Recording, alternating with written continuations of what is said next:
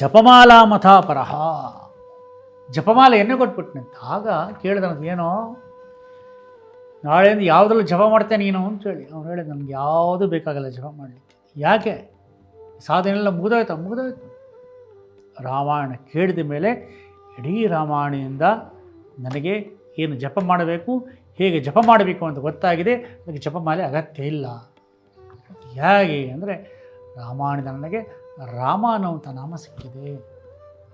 ಆ ಸದಾಕಾಲ ರಾಮ ರಾಮ ರಾಮ ರಾಮ ಅಂತ ಹೇಳ್ತಾ ಇರೋದಕ್ಕೆ ಜಪಮಾಲೆ ಇದ್ದರೆ ಲೆಕ್ಕ ಆಗ್ತೀವಿ. 1 ಮಾಲೆ ಆಯಿತು, 2 ಮಾಲೆ ಆಯಿತು, 3 ಮಾಲೆ ಆಯಿತು, ಲೆಕ್ಕವೇ ಬೇಕಾಗಿಲ್ಲ ನನಗೆ. ಸದಾಕಾಲ ಜಪ. ಯಾವ ಜಪ? ರಾಮನಾಮ ಜಪ. ರಾಮ ರಾಮ ರಾಮ ರಾಮ ರಾಮ ರಾಮ ಅಂತೇಳಿ ಹೀಗೆ ಎಲ್ಲವನ್ನು ಕೊಟ್ಟು ಹೇಳ್ತಾರೆ. ಆಯುಷ್ಯಮಪರಯ ಪ್ರಾಹುರು ಮುದಾ ತತ್ರ ಮಹರ್ಷಯ. ಮಕ್ಕಳೇ, ಈ ಎಲ್ಲ ಕೊಡುವಂಥದ್ದಲ್ಲ. ಭಗವಂತ ದೀರ್ಘ ಆಯುಷ್ಯವನ್ನು ಕೊಡಲಿ, ಶ್ರೇಯಸ್ಸನ್ನು ಕೊಡಲಿ, ಎಲ್ಲ ರೀತಿಯಾದ ನಿಶ್ರೇಯಸ್ಸು ನಿಮಗೆ ಪ್ರಾಪ್ತವಾಗಲಿ ಅಂತ ಹೇಳಿದ್ರು.